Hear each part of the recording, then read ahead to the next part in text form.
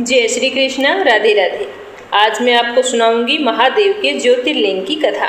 शिव पुराण के अनुसार भगवान शिव लोक कल्याण के लिए लिंग के रूप में वास करते हैं और भगवान शिव के 12 विग्रहों को 12 ज्योतिर्लिंग कहा जाता है।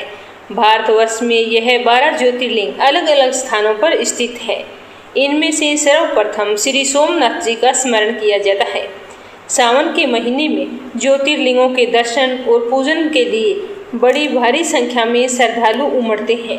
मान्यता है कि भगवान शिव के ज्योतिर्लिंग के दर्शन मात्र से ही भक्तों के समस्त कष्ट दूर हो जाते हैं और उन्हें मोक्ष की प्राप्ति होती है।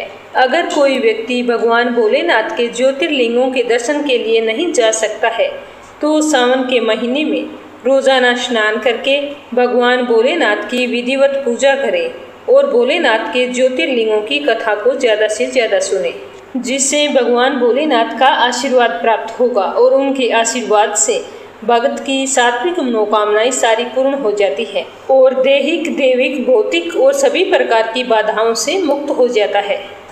आज मैं आपको सुना रही हूँ 12 ज्योतिर्लिंगों की संपूर्ण कथा। इस कथा को पूरे श्रद्धा भाव से सुनना और ज़्यादा से ज़्यादा अपने रिश्तेदारों में, मित्रगणों में शेयर करना, ताकि वो भी सावन के महीने में इसे सुन सके।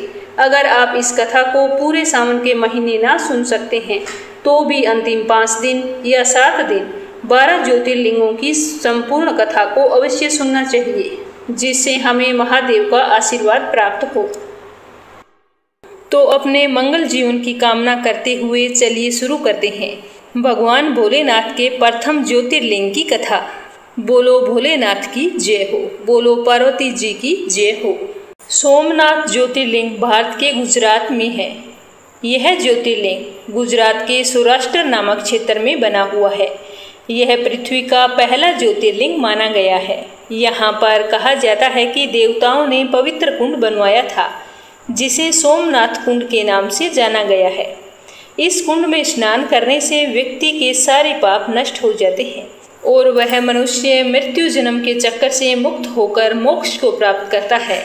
सोमनाथ ज्योतिर्लिंग का उल्लेख ऋग्वेद, शिव पुराण, स्कंद पुराण, श्रीमद् भागवत गीता में भी मिलता है। इससे हम यह जान सकते हैं कि यह मंदिर कितना पुराना है। कहा जाता है कि सबसे पहले इस मंदिर को भगवान चंद्रदेव ने बनवाया था। भगवान चंद्रदेव को सोमदेव के नाम से भी जाना जाता है। पुराणों के अनुसार इस मंदिर के सुनहरे भाग का निर्माण चंद्रदेव ने ही करवाया था और जो चांदी का भाग है वो सूर्यदेव ने बनवाया और चंदन के भाग को श्री कृष्ण भगवान ने बनवाया और पत्थर की संरचना भीमसेन राजा ने करवाई थी। शिव पुराण के अनुसार जब प्रजापति दक्ष ने अपनी सभी 27 पुत्रियों का विवाह चंद्रमा के साथ कर दिया तो वे बहुत ही प्रसन्न हुए। पत्नी के रूप में दक्ष की कन्याओं को प्राप्त करके चंद्रमा बहुत ही शोभित हुए और दक्ष कन्याएं भी अपने स्वामी के रूप में चंद्रमा को पाकर सारी कन्याएं इस विवाह से बहुत ही प्रसन्न थी। चंद्रमा की उन 27 पत्नियों में रोहिणी उन्हें सबसे ज़्यादा प्रिय थी, जिसको वे विशेष आदर, सत्कार और प्रेम दिया करते थे। उनका इतना प्रेम अन्य पत्नियों से नहीं था। चंद्रमा की अपनी तरफ उदासीनता और उपेक्षा देखकर रोहिणी के अलावा बाकी दक्ष की जो पुत्रियां थी वो बहुत ही दुखी रहती थी। तो वे सभी अपने पिता की शरण में गई और अपने पिता से अपने कष्टों का वर्णन किया और बताया कि चंद्रमा किस तरह हमसे प्रेम भाव नहीं रखता है। तो जब राजा दक्ष ने अपनी पुत्रियों की व्यथा और चंद्रमा के दुर्व्यवहार की बातें सुनी तो दक्ष बहुत ही दुखी हुए।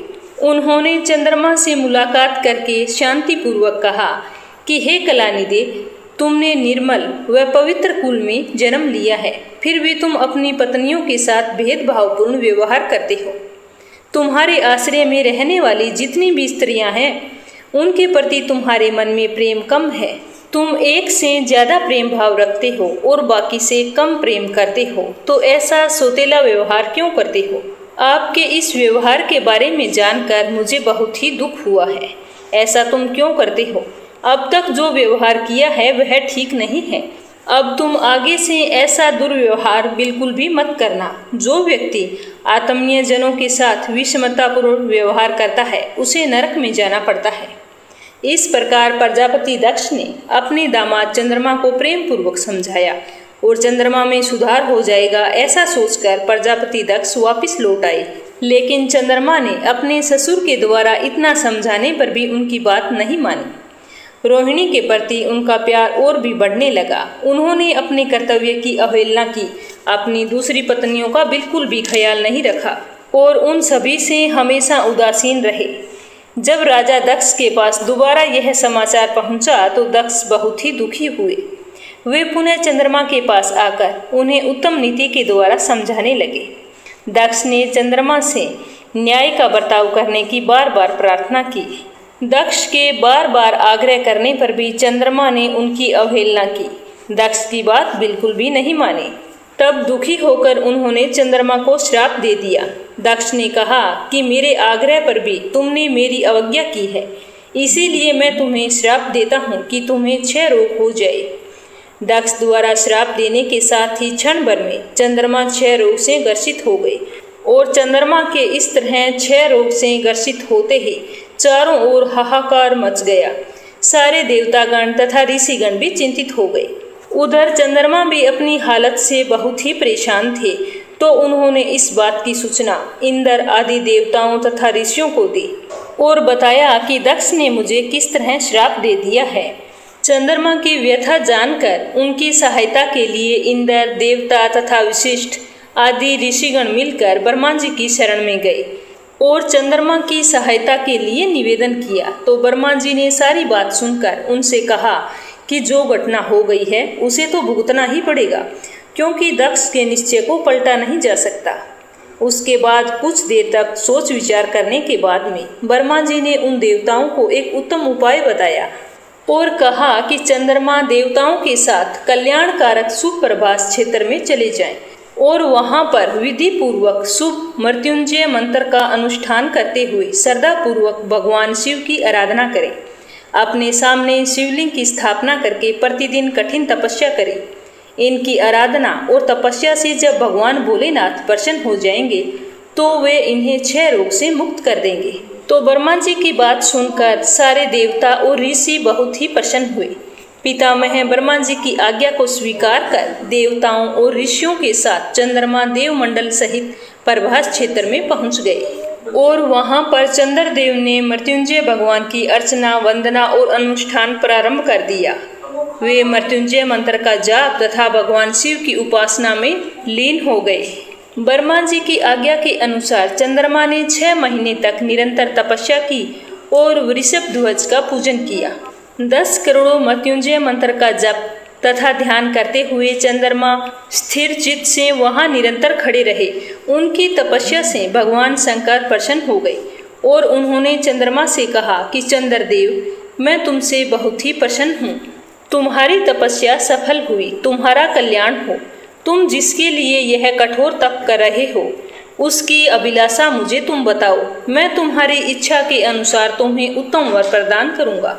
तो यह सुनकर चंद्रदेव बहुत ही प्रसन्न हुए और उन्होंने भगवान भोलेनाथ को प्रणाम करते हुए विनय पूर्वक कहा कि हे देवेश्वर, आप मेरे सभी अपराधों को क्षमा करें और मेरे इस शरीर को क्षय रोग से दूर करें। तो इस तरह भगवान शिव ने तपस्या से प्रसन्न होकर चंद्रदेव से वर मांगने को कहा और चंद्रदेव ने ये वर मांगा कि हे भगवान, आप मुझे इस श्राप से मुक्त कर दीजिए और मेरे सारे अपराध क्षमा कर दीजिए। लेकिन इस श्राप को पूरी तरह से समाप्त करना भगवान शिव के लिए भी संभव नहीं था। तो भगवान शिव ने सोचते सोचते एक मार्ग निकाला और कहा कि चंद्रदेव, आज से तुम्हारी एक कला प्रतिदिन बढ़ेगी और इस तरह 15 दिन बढ़ते हुए तुम पूर्ण आकार में आ जाओगे। परंतु उसके बाद दूसरे दिन से तुम्हारी एक कला क्षीण होती जाएगी और 15 दिन बाद क्षय हो जाओगे और फिर दूसरे ही दिन से एक एक कला फिर पुनः बढ़ती चली जाएगी। इस तरह तुम एक पक्ष में प्रतिदिन क्षीण हुआ करोगे और दूसरे ही पक्ष में प्रतिदिन तुम्हारी कलाएं बढ़ती जाएगी। इस प्रकार तुम स्वस्थ और लोक सम्मान के योग्य हो जाओगे। इस प्रकार जब तुम अपनी 16 कलाओं से परिपूर्ण होोगे तब तुम्हारी पूजा करने वाला व्यक्ति सुख, समृद्धि और मान सम्मान को प्राप्त करेगा। तो भगवान शिव से इस तरह का आशीर्वाद पाकर चंद्रदेव बहुत ही प्रसन्न हुए और उन्होंने भक्ति भाव से और पूरी श्रद्धा से शंकर जी की स्तुति शुरू कर दी। ऐसी स्थिति में निराकार शिव उनकी दृढ़ भक्ति को देखकर बहुत ही प्रसन्न हुए और साकार लिंग के रूप में वहां पर प्रकट हो गए और संसार में सोमनाथ ज्योतिर्लिंग के नाम से प्रसिद्ध हुए। तभी से माना जाता है कि यहाँ पर विधि विधान से भगवान शिव का पूजन, स्मरण, मंत्र, जप एवं रुद्राभिषेक करने से भगवान शिव भक्तों के सभी संकट और पाप दूर करते हैं और पुण्य फलों की प्राप्ति होती है। भगवान सोमनाथ की साधना आराधना से भक्तों के जन्म जन्मांतर के सारे पाप नष्ट हो जाते हैं और भगवान शिव की कृपा उन पर हमेशा बनी रहती है और उसे जीवन के सारे सुख प्राप्त होते हैं। ज्योतिष के अनुसार जन्म कुंडली में अगर किसी के चंद्रमा के अशुभ प्रभाव हैं तो उन्हें दूर करने के लिए सोमनाथ ज्योतिर्लिंग की पूजा और दर्शन बहुत ही फलदायक सिद्ध होते हैं। इस पूजा द्वारा चंद्र दोष दूर होते हैं। भगवान शिव के साथ चंद्रमा का आशीर्वाद भी हमें प्राप्त होता है। धन धान्य की प्राप्ति होती है, मानसिक रोगों से छुटकारा मिलता है। तो ये थी सोमनाथ ज्योतिर्लिंग की कथा। और अब अपने सुनेंगे श्री नागेश्वर ज्योतिर्लिंग उत्पत्ति की पौराणिक कथा। तो आप इन कथाओं को नियमित रूप से श्रद्धापूर्वक नारियली पूर्णिमा यानी कि रक्षाबंधन तक रोजाना नियमित रूप से सुनना। बोलो भोलेनाथ की जय हो। एक समय की बात है, दारुका नाम की एक प्रसिद्ध राक्षसी थी जो पार्वती जी से वरदान प्राप्त करके अहंकार में चूर रहती थी। उसके पति का नाम था दारुका। वह बहुत ही महान बलशाली राक्षस था। उसने बहुत से राक्षसों को अपने साथ मिलाकर पूरे समाज में आतंक फैलाया हुआ था। वह दूसरे राक्षसों के साथ मिलकर अगर कोई यज्ञ कर रहा होता तो उसमें विघ्न डाल देता, कोई भी शुभ कार्य करता होता तो उसे नष्ट कर देता, संत महात्माओं का संहार करता था। वह प्रसिद्ध धर्मनाशक राक्षस था। पश्चिम समुद्र के किनारे सभी प्रकार की संपदाओं से भरपूर 16 योजन विस्तार पर उसका एक वन था जिसमें वह निवास करता था।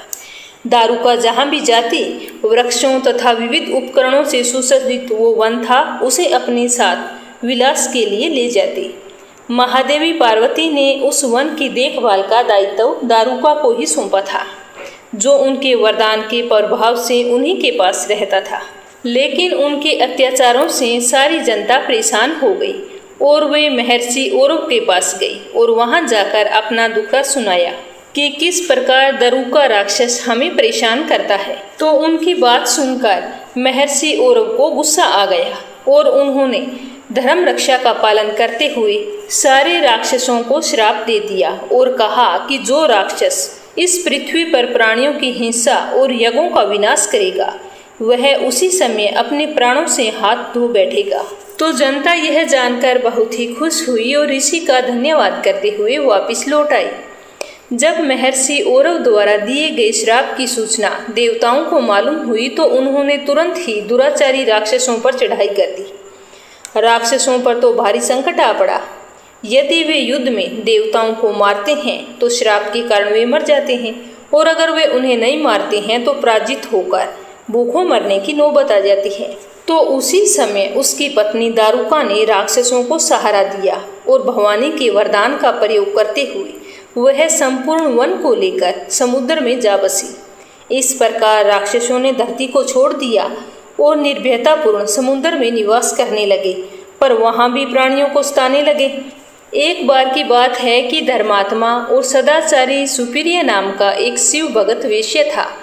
वह जब नौका पर सवार होकर समुद्र में जल मार्ग से कहीं पर जा रहा था तो उस समय दारुक नामक जो भयंकर राक्षस था उसने उस पर आक्रमण कर दिया। राक्षस दारुक ने सभी लोगों सहित सुप्रिय का अपहरण कर लिया और अपनी पुरी में ले जाकर उन्हें बंदी बना लिया। सुप्रिय शिवजी का पक्का भगत था, इसीलिए वह हमेशा शिवजी की आराधना में लीन रहता था। कारागार में भी उसकी आराधना बंद नहीं हुई और उन्होंने अपने सभी साथियों को शिवजी की आराधना के प्रति जागरूक कर दिया और वे सारे के सारे शिव भगत बन गए। कारागार में शिव भक्ति का ही बोलबाला हो गया। लेकिन जब इस बात की सूचना राक्षस दारुक को मिली तो उसे बहुत ही गुस्सा आया और उसने देखा कि कारागार में सुप्रिय ध्यान लगाए हुए बैठा है। तो उसने डांटते हुए कहा कि वेश्य, तू आंखें बंद करके मेरे विरुद्ध कौन सा षड्यंत्र रच रहा है। वह जोर जोर से चिल्लाने लगा, धमकाने लगा, लेकिन उस वेश्या पर इस बात का बिल्कुल भी असर नहीं पड़ा। घमंडी राक्षस दारुक ने अपने अनुचरों को आदेश दिया कि इस शिव भगत को तुरंत मार डालो। अपनी हत्या के भय से भी सुपीरिया को बिल्कुल भी डर नहीं लगा।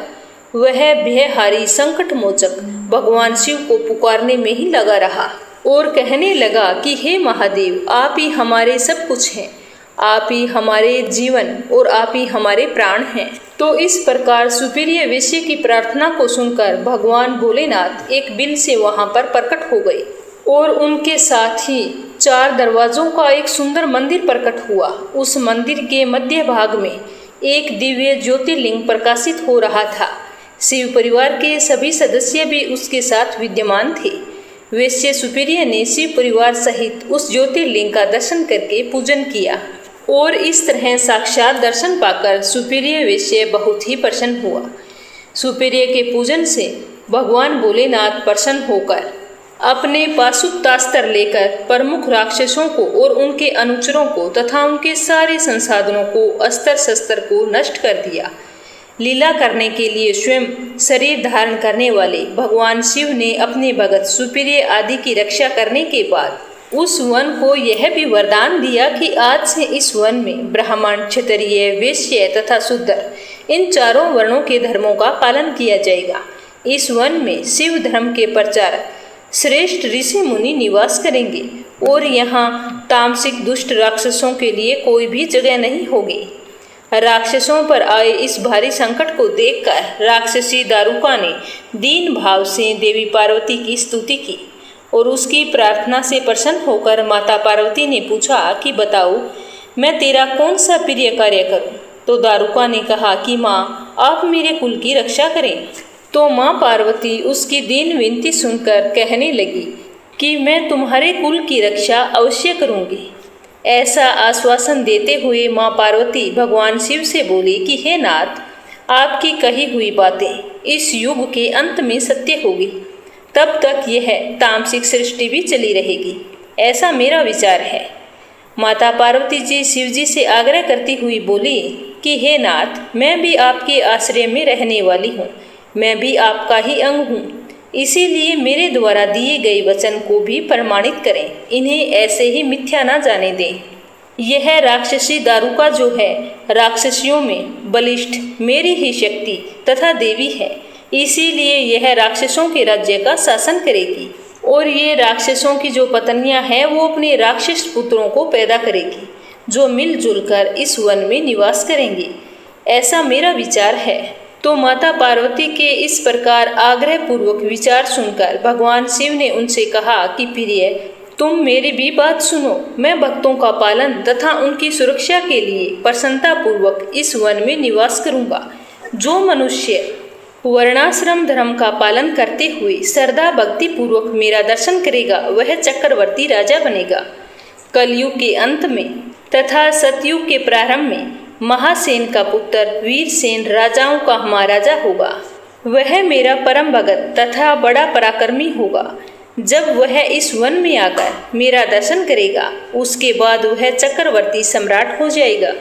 उसके बाद में बड़ी बड़ी लीलाएं करने वाले शिव और पार्वती ने आपस में हास्य विलास की बातें की और वहीं पर स्थित हो गए। इस प्रकार शिव भक्तों के प्रिय ज्योतिर्लिंग स्वरूप भगवान शिव नागेश्वर कहलाए और पार्वती देवी भी नागेश्वरी देवी के नाम से विख्यात हुई। इस प्रकार भगवान शिव नागेश्वर ज्योतिर्लिंग के रूप में प्रकट हुए, जो तीनों लोकों की कामनाओं को पूर्ण करने वाले हैं। जो मनुष्य नागेश्वर ज्योतिर्लिंग के दर्शन करने के बाद में उनकी उत्पत्ति और महात्म्य संबंधी कथाओं को सुनता है वह समस्त पापों से मुक्त हो जाता है तथा संपूर्ण भौतिक और आध्यात्मिक सुखों को प्राप्त करता है। तीसरी कहानी मल्लिकार्जुन ज्योतिर्लिंग की। यह आंध्र प्रदेश के कृष्णा नदी के तट पर दक्षिण कैलाश कहे जाने वाले श्रीशैल पर्वत पर स्थित है। महाभारत, शिव पुराण तथा पद्म पुराण आदि धर्म ग्रंथों में इसकी महिमा और महत्ता का विस्तार से वर्णन किया गया है। पुराणों के अनुसार इस ज्योतिर्लिंग की कथा कुछ इस प्रकार से है कि एक समय की बात है, भगवान शंकर जी के दोनों पुत्र श्री गणेश और कार्तिकेय जी विवाह के लिए परस्पर झगड़ने लगे। हर एक का कहना था कि मेरा विवाह पहले किया जाएगा। तो इस तरह से उनको लड़ते झगड़ते देखकर भगवान शंकर और माता पार्वती जी ने कहा कि जो तुम लोगों में से पहले पूरी पृथ्वी का चक्कर लगाकर यहाँ पर वापस लौटेगा, उसी का विवाह पहले किया जाएगा। तो जैसे ही कार्तिकेय ने अपने माता पिता की यह बात सुनी तो तुरंत अपने वाहन मयूर पर बैठकर पृथ्वी का चक्कर लगाने के लिए दौड़ पड़े। लेकिन गणेश जी के लिए तो यह कार्य बहुत ही कठिन था। एक तो वो मोटे थे और दूसरा उनका वाहन भी चूहा था। भला वे दौड़ में स्वामी कार्तिकेय की बराबरी कैसे करें। लेकिन उनकी काया तो मोटी थी, लेकिन बुद्धि उनके अनुपात में बहुत ही सूक्ष्म और तीक्ष्ण थी। उन्होंने सोचते सोचते एक उपाय सोचा और अपने सामने बैठे माता पिता का पूजन करके उनकी 7 परिक्रमा की और वापस आकर अपनी जगह पर बैठ गए। जब पृथ्वी का चक्कर लगाकर स्वामी कार्तिकेय लौटे, तब तक गणेश जी का रिद्धि और सिद्धि से विवाह हो चुका था और उन्हें शुभ तथा लाभ 2 पुत्रों की भी प्राप्ति हो गई। तो यह देखकर स्वामी कार्तिकेय अत्यंत क्रोधित हुए और पर्वत पर चले गए।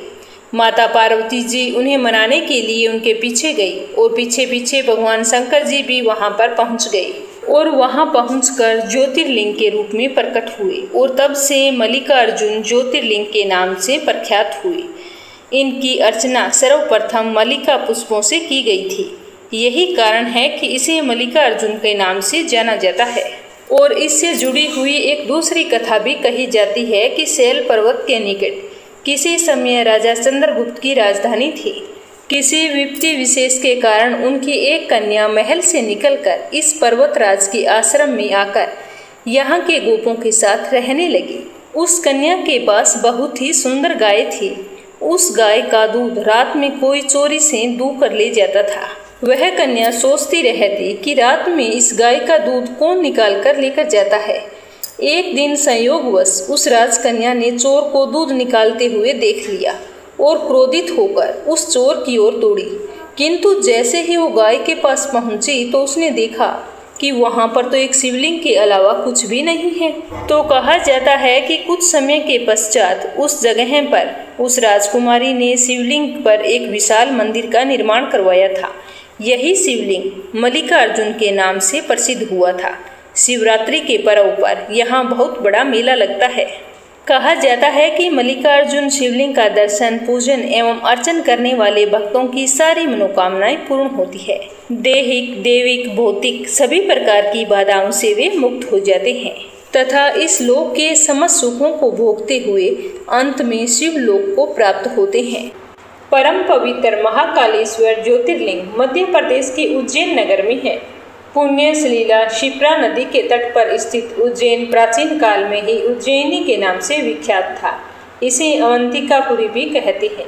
यह भारत की परम पवित्र सप्तपुरियों में से एक है। महाभारत, शिव पुराण एवं स्कंद पुराण में महाकाल ज्योतिर्लिंग की महिमा का वर्णन पूरे विस्तार के साथ किया गया है। प्राचीन काल में उज्जैनी में राजा चंद्रसेन राज्य करते थे। वे परम शिव भगत थे। एक दिन सीकर नामक एक 5 वर्ष का गोप बालक अपनी मां के साथ उधर से गुजर रहा था। राजा का शिव पूजन देखकर उसे बहुत ही आश्चर्य हुआ और वह स्वयं उसी प्रकार की सामग्रियां जो उसने राजा के पास देखी थी वो इकट्ठी करने लगा। लेकिन उसे ऐसी कोई भी सामग्री नहीं मिली जिससे वो भगवान भोलेनाथ का पूजन कर सके। तो वह बहुत ही उदास मन से अपनी माता के साथ वापस चल पड़ा। तो रास्ते में उसे एक पत्थर का टुकड़ा दिखाई दिया। तो उसने उस पत्थर के टुकड़े को उठा लिया और घर आकर पत्थर को शिव रूप मानकर स्थापित किया और बाद में चंदन का तिलक लगाया और पुष्प वगैरह से ढाकर पूरी श्रद्धा भाव से पूजा करने लगा।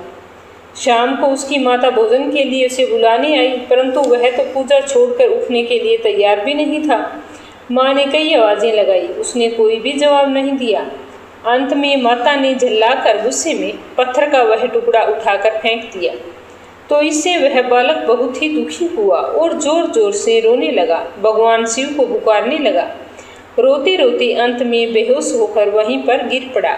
बालक की अपने प्रति यह भक्ति और प्रेम देखकर भगवान भोलेनाथ बहुत ही प्रसन्न हुए और बालक ने जैसे ही होश में आकर अपने नेत्र खोले तो उसने देखा कि उसके सामने एक बहुत ही भव्य और अति विशाल सोने और रत्नों से बना हुआ एक मंदिर खड़ा था। उस मंदिर के अंदर एक बहुत ही प्रकाशपूर्ण भास्कर तेजस्वी ज्योतिर्लिंग खड़ा है। बच्चा बहुत ही खुश हुआ, आनंद विभोर होकर भगवान शिव की स्तुति करने लगा। जब उसकी माता को इस बात का पता चला तो वह दौड़कर अपने पुत्र के पास आई और सब कुछ देखकर उसने भागकर अपने लाल को गले से लगा लिया। उस दिन यह खबर फैलते फैलते राजा तक भी जा पहुंची तो राजा चंद्रसेन ने भी वहां पहुंचकर उस बच्चे की भक्ति और सिद्धि की बहुत ही सराहना की। धीरे धीरे वहां पर बहुत ही भीड़ इकट्ठी हो गई। इतने में उस स्थान पर हनुमान जी प्रकट हो गए और उन्होंने कहा कि मनुष्यों, भगवान शंकर शीघ्र फल देने वाले देवताओं में सबसे सर्वप्रथम देवता है और इस बालक की भक्ति से प्रसन्न होकर भगवान भोलेनाथ ने उन्हें ऐसा फल दिया है जो बड़े बड़े ऋषि मुनि करोड़ों जन्मों तक तपस्या करके भी प्राप्त नहीं कर सकते। इस गोप बालक की 8वीं पीढ़ी में धर्मात्मा नंद गोप का जन्म होगा। द्वापर युग में भगवान विष्णु कृष्ण अवतार से लेकर इस बालक की 8वीं पीढ़ी में धर्मात्मा नंद गोप का जन्म होगा। द्वापर युग में भगवान विष्णु श्री कृष्ण अवतार से लेकर उनके वहाँ तरह तरह की लीलाएं करेंगे। इतना कहकर हनुमान जी अंतर्ध्यान हो गए। उस स्थान पर नियम से भगवान शिव की आराधना करते हुए अंत में सीकर गोप और राजा चंद्रसेन शिव धाम को चले गए। इस ज्योतिर्लिंग के विषय में एक दूसरी कथा भी कही जाती है। किसी समय में अवंतिकापुरी वेद पाठी तपोनिष्ठ एक अत्यंत तेजस्वी ब्राह्मण रहा करते थे। एक दिन दूषण नामक एक अत्याचारी असुर उनकी तपस्या में विघ्न डालने के लिए वहां आया। ब्रह्मा जी से वर प्राप्त करके वह बहुत ही शक्तिशाली हो गया और उसके अत्याचार से चारों ओर त्राही त्राही मच गई। ब्राह्मण को कष्ट में पड़ा देखकर प्राणी मात्र का कल्याण करने वाले भगवान शंकर वहां पर प्रकट हो गए। उन्होंने एक हुंकार मात्र से उस दारुण अत्याचारी दानव को वहीं पर जलाकर भस्म कर दिया। भगवान वहां ओंकार सहित प्रकट हुए, इसीलिए उनका नाम महाकाल पड़ गया। इसीलिए परम पवित्र ज्योतिर्लिंग को महाकाल के नाम से भी जाना जाता है। तो ये थी नागेश्वर ज्योतिर्लिंग की कथा। अगली कथा सुनेंगे ओंकारेश्वर ज्योतिर्लिंग की पावन कथा। यह ज्योतिर्लिंग मध्य प्रदेश में पवित्र नर्मदा नदी के तट पर स्थित है। इस स्थान पर नर्मदा के 2 धाराओं में विभक्त हो जाने के कारण बीच में एक छोटा सा टापू बन गया है। इस टापू को मधांता पर्वत या फिर शिवपुरी भी कहते हैं। नदी की एक धारा इस पर्वत के उत्तर और दूसरी दक्षिण की ओर बहती है। दक्षिण वाली धारा ही मुख्य धारा मानी जाती है। इस मधांता पर्वत पर श्री ओंकारेश्वर ज्योतिर्लिंग का मंदिर स्थित है। पूर्व काल में महाराज मधांता ने इसी पर्वत पर अपनी तपस्या से भगवान शिव को प्रसन्न किया था। इसी से इस पर्वत को मधांता पर्वत भी कहा जाने लगा। इस ज्योतिर्लिंग मंदिर के भीतर 2 कोठरियों से होकर जाना पड़ता है। भीतर अंधेरा होने के कारण यहाँ निरंतर प्रकाश चलता रहता है। ओंकारेश्वर लिंग मनुष्य निर्मित नहीं है, स्वयं प्रकृति ने इसका निर्माण किया है। इसके चारों ओर हमेशा जल भरा रहता है। संपूर्ण मधांता पर्वत ही भगवान शिव का रूप माना जाता है। इसी कारण इसे शिवपुरी भी कहा जाता है। लोग भक्ति पूर्वक इसकी परिक्रमा करते हैं। कार्तिक पूर्णिमा के दिन यहाँ पर बहुत ही बड़ा भारी मेला लगता है। यहाँ पर लोग भगवान शिव जी को चने की दाल चढ़ाते हैं और रात्रि में शिव जी की आरती तथा बड़े बड़े कार्यक्रम भी किए जाते हैं। ओंकारेश्वर ज्योतिर्लिंग के 2 स्वरूप हैं। एक को ममलेश्वर के नाम से जाना जाता है। यह नर्मदा नदी तट पर ओंकारेश्वर से थोड़ी सी दूरी पर है। अलग होते हुए भी दोनों की गणना एक में ही की जाती है। लिंग के 2 स्वरूप होने की कथा पुराणों में कुछ इस प्रकार दी गई है। एक बार विंध्य पर्वत ने पार्थिव अर्चना के साथ भगवान शिव की 6 मास तक कठिन तपस्या की थी और उनकी इस कठोर तपस्या से प्रसन्न होकर भूत भावन शंकर जी वहां पर प्रकट हो गए। उन्होंने विंध्य को उनके मनोवांछित वर प्रदान किए। विंध्याचल की इस वर प्राप्ति के अवसर पर बहुत से ऋषिगण और मुनि भी वहां पर पधारे थे। उनकी प्रार्थना पर शिव जी ने अपने ओंकारेश्वर नामक लिंग के 2 भाग किए। एक का नाम ओंकारेश्वर और दूसरे का नाम अमलेश्वर रखा। दोनों लिंगों का स्थान अलग अलग होते हुए भी दोनों की मान्यता और स्वरूप एक जैसे ही हैं। शिव पुराण में इस ज्योतिर्लिंग की महिमा का विस्तार से वर्णन किया गया है कि श्री ओंकारेश्वर और श्री ममलेश्वर के दर्शन का पुण्य फल बताते हुए नर्मदा स्नान के पावन फल का वर्णन भी किया गया है। प्रत्येक मनुष्य को इस क्षेत्र की यात्रा अवश्य करनी चाहिए। लौकिक परलौकिक दोनों प्रकार के उत्तम फलों की प्राप्ति भगवान ओंकारेश्वर की कृपा से सहज ही प्राप्त हो जाती है। अर्थ धर्म काम मोक्ष के सभी साधन उसके लिए बहुत ही सहज और सुलभ हो जाते हैं। अंत में उसे लोकेश्वर महादेव भगवान शिव के परम धाम की प्राप्ति होती है। भगवान शिव तो अपने भक्तों पर अकारण ही कृपा बरसाते हैं, फिर जो लोग यहाँ पर आकर उनके दर्शन करते हैं तो उनके सौभाग्य के बारे में तो कहना ही क्या है। उनके लिए तो सभी प्रकार के उत्तम पुण्य मार्ग सदा सदा के लिए खुल जाते हैं। अगली कहानी केदारनाथ ज्योतिर्लिंग की। यह ज्योतिर्लिंग पर्वतराज हिमालय की केदार नामक चोटी पर स्थित है। पुराणों एवं शास्त्रों में श्री केदारेश्वर ज्योतिर्लिंग की महिमा का वर्णन बारंबार किया गया है। यहाँ की प्राकृतिक शोभा देखते ही बनती है। इस चोटी के पश्चिम भाग में पुण्यमती मंदाकिनी नदी के तट पर स्थित केदारेश्वर महादेव का मंदिर अपने स्वरूप में ही हमें धर्म और अध्यात्म की ओर बढ़ने का संदेश देता है। चोटी के पूर्व में अलकनंदा के सुरम्य तट पर बद्रीनाथ का परम प्रसिद्ध मंदिर है। अलकनंदा और मंदाकिनी ये दोनों नदियाँ नीचे रुद्रप्रयाग में आकर मिल जाती है।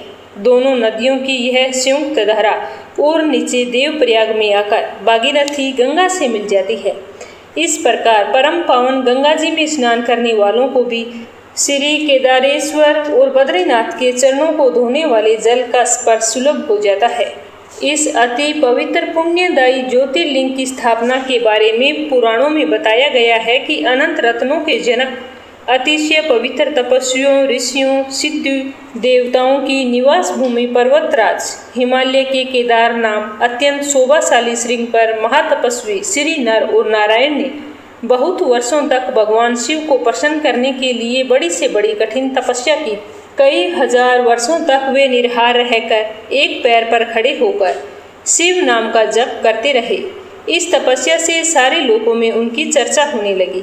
देवता ऋषि मुनि यक्ष गंधर्व सभी उनकी साधना और संयम की प्रशंसा करने लगे। चराचर के पितामह ब्रह्मा जी सबका पालन पोषण करने वाले भगवान विष्णु भी महातपस्वी नर नारायण के तप की पूरी प्रशंसा करने लगे। अंत में भगवान शंकर जी भी उनकी कठिन तपस्या से प्रसन्न हो उठे और उन्होंने प्रत्यक्ष प्रकट होकर उन दोनों ऋषियों को दर्शन दिए। तो नर और नारायण ने भगवान भोलेनाथ के दर्शन से भाव विहल और आनंद विभोर होकर बहुत प्रकार की पवित्र स्तुतियों और मंत्रों से उनकी पूजा अर्चना की। भगवान भोलेनाथ ने अत्यंत प्रसन्न होकर उन दोनों से वर मांगने को कहा। तो भगवान शिव की यह बात सुनकर दोनों ऋषियों ने कहा कि देवादिदेव महादेव, यदि आप हम पर इतने ही प्रसन्न हैं तो भक्तों के कल्याण हेतु आप सदा सर्वदा के लिए अपने स्वरूप को यहाँ पर स्थापित कर दीजिए। आपके यहाँ निवास करने से यह स्थान सभी प्रकार से अत्यंत पवित्र हो उठेगा। यहाँ आपका दर्शन पूजन करने वाले मनुष्यों को आपकी अविनाशिनी भक्ति प्राप्त हुआ करेगी। प्रभु, आप मनुष्यों के कल्याण और उनके उद्धार के लिए अपने स्वरूप को यहाँ पर स्थापित करें और हमारी प्रार्थना स्वीकार करें। उनकी प्रार्थना सुनकर भगवान शिव ने ज्योतिर्लिंग के रूप में वहाँ वास करना स्वीकार किया। केदार नामक हिमालय श्रृंग पर स्थित होने के कारण इस ज्योतिर्लिंग को श्री केदारेश्वर ज्योतिर्लिंग के रूप में जाना जाता है। भगवान शिव से वर मांगते हुए नर और नारायण ने इस ज्योतिर्लिंग और इस पवित्र स्थान के विषय में जो कुछ कहा है वह बिल्कुल सत्य है। उनके कहे अनुसार ही इस ज्योतिर्लिंग के दर्शन पूजन और यहाँ स्नान करने से भक्तों को लौकिक फलों की प्राप्ति होती है, साथ ही अचल शिव भक्ति तथा मोक्ष की प्राप्ति भी होती है। अगली कहानी भीमेश्वर ज्योतिर्लिंग की। यह ज्योतिर्लिंग पुणे से लगभग 100 किलोमीटर दूर सह्याद्री पहाड़ियों पर स्थित है। इसे भीमा शंकर के नाम से भी जाना जाता है। इस ज्योतिर्लिंग की स्थापना के विषय में शिव पुराण में कथा वर्णित है कि प्राचीन काल में भीम नामक एक महाप्रतापी राक्षस था। वह कामरूप प्रदेश में अपनी मां के साथ रहता था। वह महाबली राक्षस राक्षस राज रावण के छोटे भाई कुंभकर्ण का पुत्र था, लेकिन उसने अपने पिता को कभी भी नहीं देखा था। उसके होश संभालने से पूर्व ही भगवान राम के द्वारा कुंभकर्ण का वध कर दिया गया। जब वह युवावस्था को प्राप्त हुआ तब उसकी माता ने उसे सारी बातें बताई। भगवान विष्णु के अवतार श्री रामचंद्र जी द्वारा अपने पिता के वध की बात सुनकर वह महाबली राक्षस अत्यंत क्रोधित हो उठा। अब वह निरंतर भगवान श्री हरि के वध के बारे में ही उपाय सोचने लगा। उसने अपने अभीष्ट की प्राप्ति के लिए 1000 वर्ष तक कठिन तपस्या की। उसकी तपस्या से प्रसन्न होकर ब्रह्मा जी ने उसे लोक विजयी होने का वरदान दे दिया। अब तो वह राक्षस ब्रह्मा जी के उस वरदान के प्रभाव से सारे प्राणियों को पीड़ित करने लगा। उसने देवलोक पर आक्रमण करके इंद्र आदि सारे देवताओं को वहां से बाहर निकाल दिया। इस तरह पूरे देवलोक पर भीम का अधिकार हो गया। इसके बाद उसने भगवान श्री हरि को भी युद्ध में परास्त किया। श्री हरि को पराजित करने के पश्चात उसने काम रूप के परम शिव भक्त राजा सुदक्षिण पर आक्रमण करके उन्हें मंत्रियों अनुचरों सहित बंदी बना लिया। इस प्रकार धीरे धीरे उसने सारे लोगों पर अपना एकाधिकार जमा लिया। उसके अत्याचार से वेदों, पुराणों, शास्त्रों और स्मृतियां एकदम से विलुप्त हो गई। वह किसी को कोई भी धार्मिक कृत्य नहीं करने देता था। इस प्रकार यज्ञ, दान, तप सारे काम एकदम से रुक गए। भीम के अत्याचार की भीषणता से घबराकर ऋषि मुनि और देवगण भगवान शिव की शरण में गए और उनसे अपना तथा अन्य सारे प्राणियों का दुख कहा। उनकी प्रार्थना सुनकर भगवान शिव ने कहा कि मैं शीघ्र ही उस अत्याचारी राक्षस का संहार करूंगा, तुम बिल्कुल भी चिंता मत करो। उसने मेरे प्रिय भक्त काम रूप नरेश सुदक्षिण को भी सेवकों सहित बंदी बना लिया है। वह अत्याचारी असुर अब और जीवित रहने के लायक नहीं है। भगवान शिव से यह आश्वासन पाकर ऋषि मुनि और देवगण बहुत ही खुश हुए और अपने अपने स्थान को लौट गए। और इधर राक्षस भीम के बंदी गृह में पड़े हुए राजा सुदक्षिण ने भगवान शिव का ध्यान किया। वे अपने सामने पार्थिव शिवलिंग रखकर अर्चना कर रहे थे।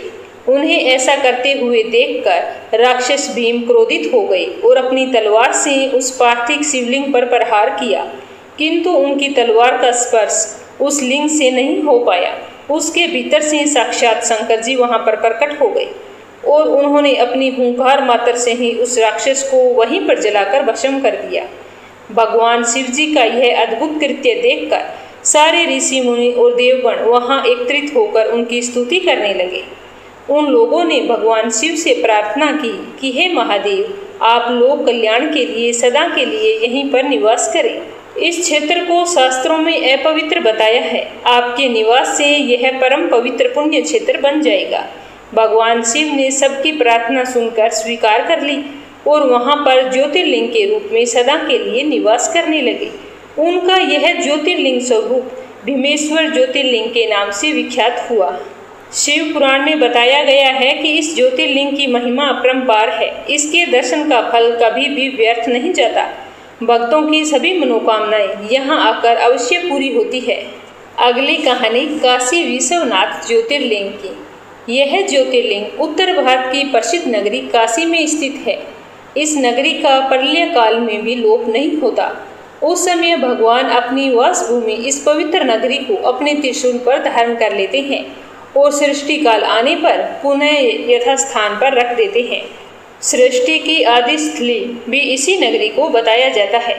भगवान विष्णु ने इसी स्थान पर सृष्टि कामना से तपस्या करके भगवान शंकर जी को प्रसन्न किया था। अगस्त्य मुनि ने भी इसी स्थान पर तपस्या द्वारा भगवान शिव को संतुष्ट किया था। इस पवित्र नगरी की महिमा ऐसी है कि यहाँ जो भी प्राणी अपने प्राण त्यागता है उसे मोक्ष की प्राप्ति होती है। भगवान शंकर उसके कान में तारक मंत्र का उपदेश करते हैं। इस मंत्र के प्रभाव से पापी प्राणी भी सहज ही भवसागर की बाधाओं से पार हो जाते हैं। विषयों में आसक्त अधर्मी व्यक्ति भी यदि इस काशी क्षेत्र में मृत्यु को प्राप्त हो तो उसे पुनः संसार बंधन में नहीं आना पड़ता। मत्स्य पुराण में भी इस नगरी का महत्व बताते हुए कहा गया है कि जप, ध्यान और ज्ञान रहित तथा दुखों से पीड़ित मनुष्यों के लिए काशी ही एकमात्र परम गति है। श्री विश्वनाथ के आनंद कानन में दशाश्वमेध, लोलार्क, बिंदु माधव, केशव और मणिकर्णिका ये 5 पाषाण तीर्थ हैं। इसी कारण से इसे अविमुक्त क्षेत्र भी कहा जाता है। इस परम पवित्र नगरी के उत्तर की ओर ओंकार खंड, दक्षिण में केदार खंड और बीच में विश्वेश्वर खंड है। प्रसिद्ध विश्वनाथ ज्योतिर्लिंग इसी खंड में स्थित है। पुराणों में इस ज्योतिर्लिंग के संबंध में कथा बताई गई है कि भगवान शंकर पार्वती जी से विवाह करके कैलाश पर्वत पर रह रहे थे, लेकिन वहां पिता के घर में ही विवाहित जीवन बिताना पार्वती जी को बिल्कुल भी अच्छा नहीं लगा। उन्होंने एक दिन भगवान शिव से कहा कि आप मुझे अपने घर ले चलिए, यहाँ रहना मुझे अच्छा नहीं लगता। सारी लड़कियां शादी के बाद अपने पति के घर जाती हैं, मुझे पिता के घर में रहना पड़ रहा है, यह बात मुझे स्वीकार नहीं है। तो भगवान शिव ने पार्वती जी की यह बात मान ली और उन्हें साथ लेकर अपनी पवित्र नगरी काशी आ गए। यहाँ आकर वे विश्वनाथ ज्योतिर्लिंग के रूप में स्थापित हो गए। इस ज्योतिर्लिंग के दर्शन पूजन द्वारा मनुष्य समस्त पापों से छुटकारा पा जाता है। प्रतिदिन नियम से श्री विश्वनाथ के दर्शन करने वाले भक्तों के योगक्षेम का समस्त भार भगवान शंकर अपने ऊपर ले लेते हैं। ऐसा भक्त उनके परम धाम का अधिकारी बन जाता है। भगवान शिव जी की कृपा उस पर सदैव बनी रहती है। अगली कथा त्र्यंबकेश्वर ज्योतिर्लिंग की। यह ज्योतिर्लिंग महाराष्ट्र प्रांत में नासिक से 30 किलोमीटर दूर पश्चिम में स्थित है। इस ज्योतिर्लिंग की स्थापना के विषय में शिव पुराण में एक कथा वर्णित है, उसी को अपने सुनते हैं। एक बार की बात है कि महर्षि गौतम के तपोवन में रहने वाले ब्राह्मणों की पत्नियां किसी बात पर उनकी पत्नी अहिल्या से नाराज हो गई और उन्होंने अपने पतियों को ऋषि गौतम का अपमान करने के लिए प्रेरित किया। उन ब्राह्मणों ने इसके निमित्त भगवान श्री गणेश जी की आराधना भी की। उनकी आराधना से प्रसन्न होकर गणेश जी ने प्रकट होकर उनसे वरदान मांगने को कहा। तो उन ब्राह्मणों ने कहा कि प्रभु, यदि आप हम पर इतने ही प्रसन्न हैं तो किसी प्रकार ऋषि गौतम को इस आश्रम से बाहर निकाल दें। उनकी यह बात सुनकर गणेश जी ने उन्हें ऐसा वर न मांगने के लिए समझाया, किंतु वे अपने आग्रह पर अटल रहे। अंत में गणेश जी को विवश होकर उनकी बात माननी पड़ी। अपने भक्तों का मन रखने के लिए वे एक दुर्बल गाय का रूप धारण करके ऋषि गौतम के खेत में जाकर रहने लगे। गाय को फसल खाते देखकर ऋषि बड़ी नरमी के साथ हाथ में लाठी लेकर उसे हाँकने के लिए लपके, लेकिन उस लकड़ी का स्पर्श होते ही वह गाय वहीं पर गिर गई और थोड़ी ही देर में अपने प्राण त्याग दिए। अब तो बड़ा हाहाकार मच गया। सारे ब्राह्मण एकत्रित होकर गो हत्यारा कहकर ऋषि गौतम की निंदा करने लगे। ऋषि गौतम भी इस घटना को लेकर बहुत ही आश्चर्यचकित थे। अब उनके सारे ब्राह्मणों ने कहा कि तुम्हें यह आश्रम छोड़कर कहीं दूसरी ओर जाना होगा, तो गो हत्यारे के निकट रहने से हमें भी तो पाप लगेगा। तो विवश होकर ऋषि गौतम अपनी पत्नी अहिल्या के साथ वहां से एक कोस दूर जाकर रहने लगे, किंतु उन ब्राह्मणों को तो उनका वहां रहना भी रास नहीं आया।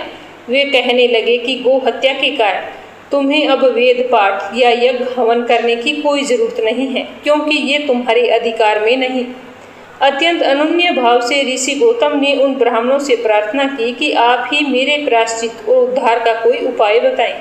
तो ऋषि गौतम की बात सुनकर उन ब्राह्मणों ने कहा कि गौतम, तुम अपने पाप को नष्ट करने के लिए 3 बार पूरी पृथ्वी की परिक्रमा करो, फिर लौटकर यहाँ पर 1 महीने का व्रत करो।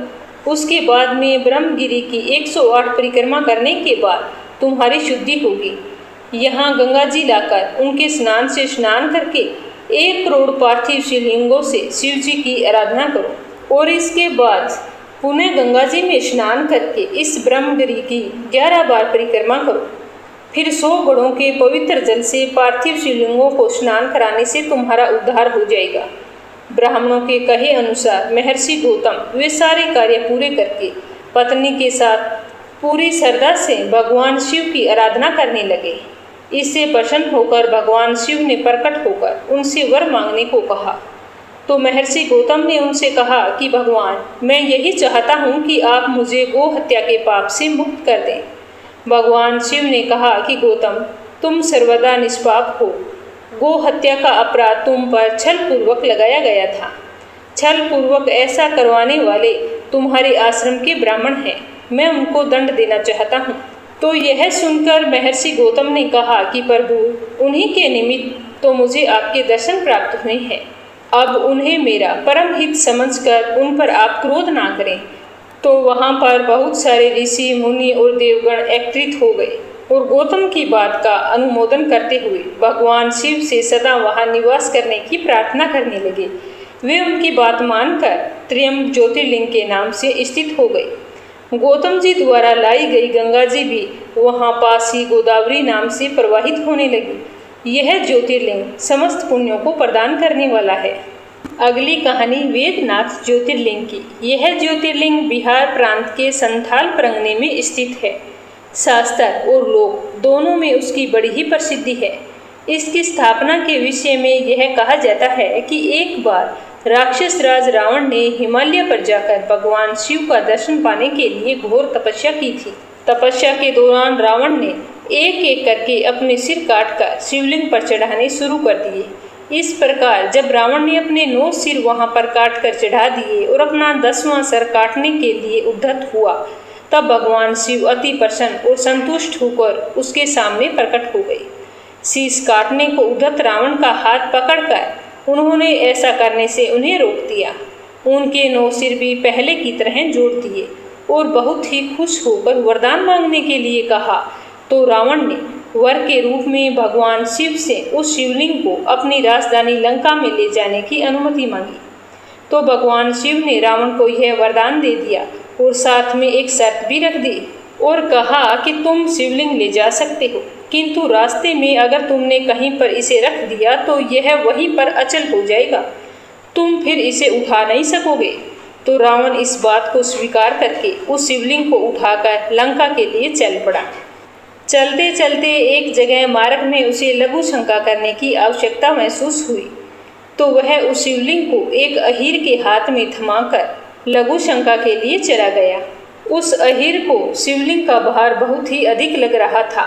वह उसे संभाल नहीं पाया तो उसने विवश होकर उस शिवलिंग को वहीं पर भूमि पर रख दिया। जब रावण वहां पर लौट कर आया तो वह यह देखकर बहुत ही दुखी हुआ और उसने बहुत प्रयत्न किए, फिर भी वह शिवलिंग को उठा नहीं पाया। अंत में थक हार कर उसने पवित्र शिवलिंग पर अपने अंगूठे का निशान बनाकर उसे वहीं छोड़कर लंका को लौट गया। उसके बाद में ब्रह्मा जी, विष्णु जी, सारे देवताओं ने वहां आकर शिवलिंग का पूजन किया। इस प्रकार वहां उसकी प्रतिष्ठा करके वे लोग अपने अपने धाम को लौट गए। यही ज्योतिर्लिंग श्री वेदनाथ के नाम से जाना जाता है। यह श्री वेद ज्योतिर्लिंग अनंत फलों को देने वाला है। यह 11 अंगुल ऊंचा है। इसके ऊपर अंगूठे के आकार का खड्डा है। कहा जाता है कि यह वही निशान है जिसे रावण ने अपने अंगूठे से बनाया था। यहाँ दूर दूर से तीर्थों का जल लाकर चढ़ाने का विधान है। रोग मुक्ति के लिए इस ज्योतिर्लिंग की महिमा बहुत ही दूर दूर तक प्रसिद्ध है। पुराणों में बताया गया है कि जो मनुष्य इस ज्योतिर्लिंग का दर्शन करता है उसे अपने समस्त पापों से छुटकारा मिल जाता है। उस पर भगवान शिव की कृपा हमेशा बनी रहती है।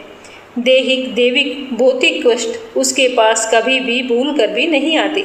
भगवान शंकर की कृपा से वह सारी बाधाओं, समस्त रोगों शोकों से छुटकारा पा जाता है। उसे परम शांतिदायक शिव धाम की प्राप्ति होती है। अगली कहानी नागेश्वर ज्योतिर्लिंग की। भगवान शिव का यह प्रसिद्ध ज्योतिर्लिंग गुजरात प्रांत में द्वारकापुरी से लगभग 17 मील की दूरी पर स्थित है। इस पवित्र ज्योतिर्लिंग के दर्शन की शास्त्रों में बड़ी ही महिमा बताई गई है। कहा गया है कि जो भी श्रद्धापूर्वक इसकी उत्पत्ति और महात्म्य की कथा को सुनेगा वह सारे पापों से छूटकर समस्त सुखों को प्रदान करेगा और अंत में भगवान शिव के परम पवित्र दिव्य धाम को प्राप्त करेगा। इस ज्योतिर्लिंग के संबंध में पुराणों में एक कथा वर्णित है, उसी को आज अपने सुनते हैं। सुप्रिय नाम का एक बड़ा धर्मात्मा और सदाचारी वैश्य था। वह भगवान शिव का अनन्य भगत था। वह निरंतर उनकी आराधना, पूजन और ध्यान में तल्लीन रहता था। अपने सारे कार्य वह भगवान शिव को अर्पित करके करता था। मन, वचन, कर्म से वह शिव वाचन में ही तल्लीन रहता था। इसकी इस शिव भक्ति से दारुक नामक एक राक्षस बहुत ही क्रोधित हुआ करता था। उसे भगवान शिव की यह पूजा किसी प्रकार भी अच्छी नहीं लगती थी। वह निरंतर इस प्रयत्न में रहता था कि वह सुपीरिय की पूजा अर्चना में किस प्रकार विघ्न पहुंचाए। एक बार सुपीरिय नौका पर सवार होकर कहीं जा रहा था। उस दुष्ट राक्षस दारूक ने यह मौका देखकर नौका पर आक्रमण कर दिया। उसने नौका में सवार सभी यात्रियों को पकड़कर अपनी राजधानी में ले जाकर कैद खाने में डाल दिया। सुपीरिय कारागार में अपने नियम अनुसार रोजाना भगवान शिव की पूजा आराधना करने लगा। अपने साथ बंदी बनाए गए अन्य यात्रियों को भी वह शिव भक्ति की प्रेरणा देने लगा। दारूक ने जब अपने सेवकों से सुपीरिय के विषय में यह समाचार सुना तो वह बहुत ही क्रोधित हो गया और उस कारागार में आ पहुंचा। सुपीरिय उस समय भगवान के शिव चरणों में ध्यान लगाए हुए दोनों आंखें बंद करके बैठा था।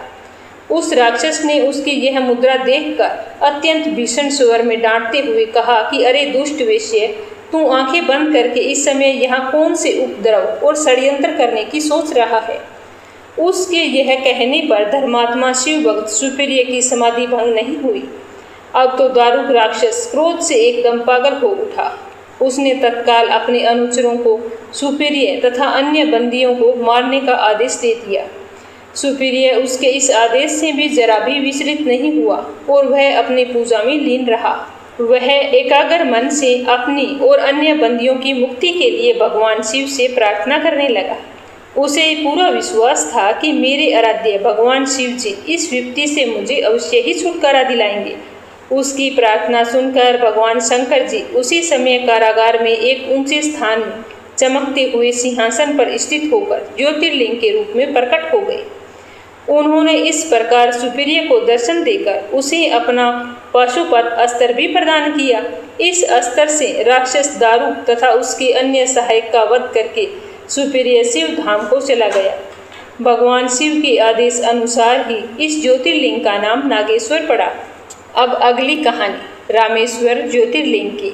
इस ज्योतिर्लिंग की स्थापना मर्यादा पुरुषोत्तम भगवान श्री रामचंद्र जी ने की थी। स्कंद पुराण में इस महिमा का बड़े ही विस्तार से वर्णन किया हुआ है।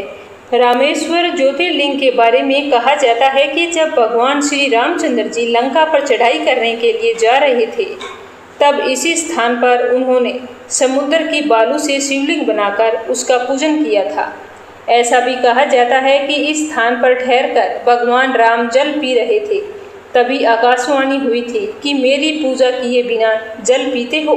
तो ये आकाशवाणी सुनकर भगवान श्री राम ने बालू से शिवलिंग बनाकर उनकी पूजा की थी। भगवान शिव से रावण पर विजय प्राप्त करने का वर भी मांगा था, तो उन्होंने प्रसन्न होकर भगवान श्री राम को यह वरदान दिया था और फिर भगवान शिव लोक कल्याण के लिए ज्योतिर्लिंग के रूप में वहां पर निवास करने लगे। तभी से यह ज्योतिर्लिंग यहाँ पर विराजमान है। इस ज्योतिर्लिंग के विषय में एक दूसरी कथा भी है कि जब भगवान श्री राम रावण का वध करके लौट रहे थे तब उन्होंने अपना पहला पड़ाव समुद्र के उस पार गंधमादन पर्वत पर डाला था।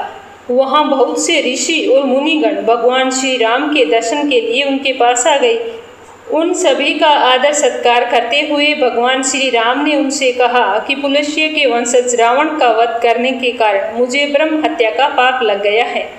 आप लोग मुझे इससे निवृत्ति का कोई उपाय बताइए। तो यह बात सुनकर वहां पर उपस्थित सारे ऋषि मुनियों ने एक ही स्वर में कहा कि आप यहाँ शिवलिंग की स्थापना कीजिए। ऐसा करके आप ब्रह्म हत्या के पाप से छुटकारा पा जाएंगे।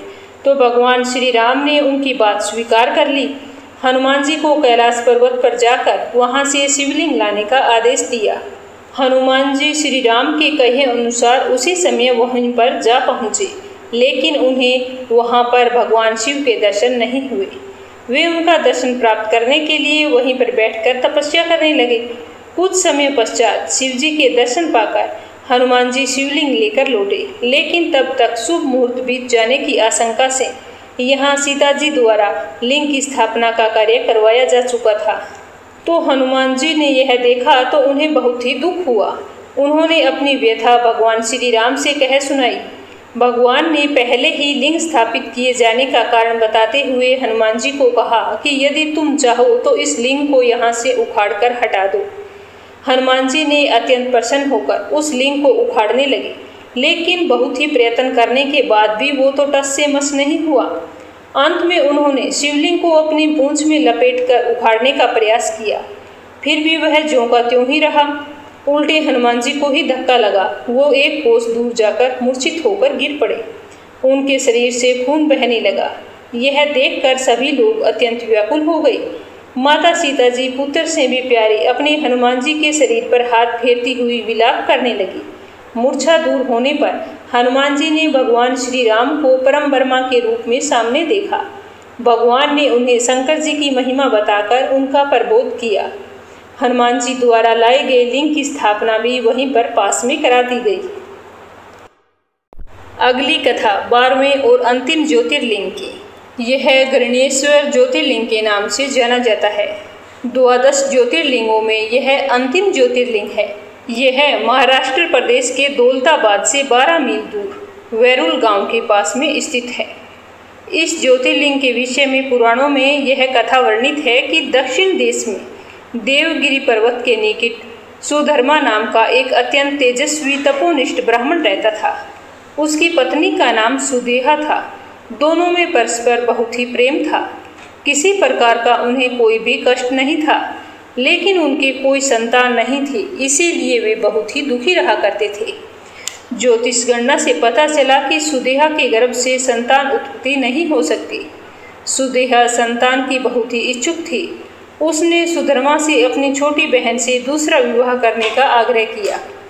पहले तो सुधर्मा को यह बात बिल्कुल भी अच्छी नहीं लगी, लेकिन अंत में अपनी पत्नी की जिद के आगे उन्हें झुकना पड़ा। वे उनका आग्रह टाल नहीं पाए। वे अपनी पत्नी की छोटी बहन गुस्मा को ब्याह कर घर ले आई। गुस्मा अत्यंत ही विनीत और सदाचारिणी स्त्री थी। वह भगवान शिव की अनन्य भगत थी। प्रतिदिन 101 पार्थिव शिवलिंग बनाकर हृदय की सच्ची निष्ठा के साथ उनकी पूजा किया करती थी। भगवान शिव जी की कृपा से थोड़े ही दिन बाद उसके गर्भ से अत्यंत सुंदर और स्वस्थ बालक ने जन्म लिया। बच्चे के जन्म से सुदेहा और गुस्मा दोनों ही बहुत ही खुश थे। दोनों के दिन बड़े आराम से बीत रहे थे, लेकिन ना जाने कैसे ही थोड़े दिनों बाद सुदेहा के मन में एक कुविचार ने जन्म ले लिया। वह सोचने लगी कि मेरा तो इस घर में कुछ भी नहीं है, सब कुछ गुस्मा का है। इस तरह के अनेक कुविचार उसके मन में आने लगे और वह सोचती कि मेरे पति पर भी उसने अपना अधिकार जमा लिया है, संतान भी उसी की है। यह कुविचार धीरे धीरे उसके मन में बढ़ने लगा। इधर कुसुमा का बालक भी बड़ा होने लगा। वह धीरे धीरे जवान हो गया था। अब उसका विवाह भी हो गया था। अब सुदेहा के मन का कुविचार रूपी अंकुर एक विशाल वृक्ष का रूप ले चुका था। तो उसने एक दिन गुस्मा के युवा पुत्र को रात में सोते समय मार डाला और फिर उसके शव को ले जाकर उसी तालाब में फेंक दिया, जिसमें गुस्मा प्रतिदिन पार्थिव शिवलिंगों को फेंका करती थी। सुबह होते ही सबको इस बात का पता लग गया। पूरे घर में कोहराम मच गया। सुधर्मा और उसकी पुत्र वधू दोनों सिर पीट पीट कर बुरी तरह से रोने लगे, लेकिन गुस्मा नित्य की भांति भगवान शिव की आराधना में तल्लीन रही, जैसे कुछ हुआ ही ना हो। पूजा समाप्त करने के बाद में वह पार्थिव शिवलिंगों को तालाब में छोड़ने के लिए चल पड़े। जब वह तालाब से लौटने लगी तो उसी समय उसका बेटा तालाब से निकलकर बाहर आ रहा था। वह सदा की भांति गुस्मा के चरणों में आकर गिर पड़ा, जैसे कहीं आसपास से घूमकर आया हो। और उसी समय भगवान शिव भी वहां पर प्रकट होकर गुस्मा से वरदान मांगने को कहा। तो वह सुदेहा की घिनौनी करतूत से अत्यंत ही क्रोधित हो उठे। उन्होंने अपने त्रिशूल द्वारा उसका गला काटने को उद्यत हुए। तो गुस्मा ने यह देखकर हाथ जोड़कर भगवान शिव से कहा कि हे प्रभु, यदि आप मुझ पर प्रसन्न हैं तो मेरी उस अभागिन बहन को क्षमा कर दें। मैं जानती हूँ कि उसने बहुत ही घिनौना पाप किया है, लेकिन आपकी दया से मुझे मेरा पुत्र वापस मिल गया है, इसीलिए आप उसे क्षमा कर दें। और मेरी एक और प्रार्थना है कि हे प्रभु, लोक कल्याण के लिए आप सदा सर्वदा इसी स्थान पर निवास करें। तो भगवान शिव ने उसकी दोनों बातें स्वीकार कर ली और ज्योतिर्लिंग के रूप में वहीं पर प्रकट होकर निवास करने लगे। सती शिव भगत गुस्मा की आराध्या होने के कारण वे यहाँ पर गुस्मेश्वर महादेव के नाम से विख्यात हुए। गुस्मेश्वर ज्योतिर्लिंग की महिमा पुराणों में बहुत विस्तार से बताई गई है। इनका दर्शन लोक और परलोक दोनों के लिए बहुत ही फलदायी बताया गया है। तो ये थी 12 ज्योतिर्लिंगों की संपूर्ण कथा। श्रद्धा पूर्वक सुनने के लिए आप सभी का बहुत बहुत धन्यवाद। भगवान भोलेनाथ आपकी सारी मनोकामनाएं पूरी करें। जय श्री कृष्णा। राधे राधे।